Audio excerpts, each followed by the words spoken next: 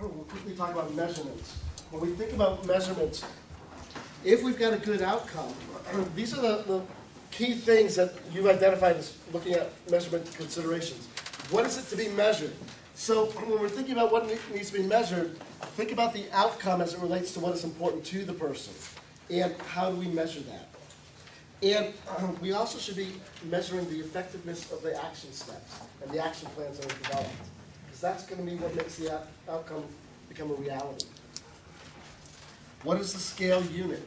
I think that's one of those things that we're still working at. That's going to tie into this next one about how will progress be measured.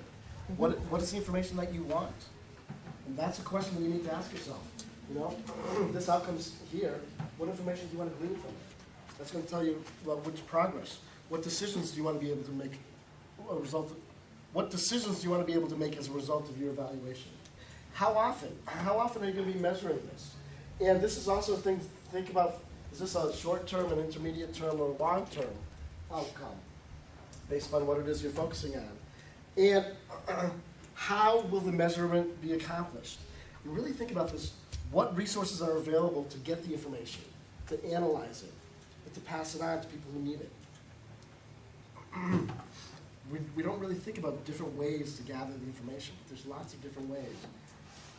We're used to some of your paperwork, and now we're going to just hop online to see if it's there, which is going to be much easier.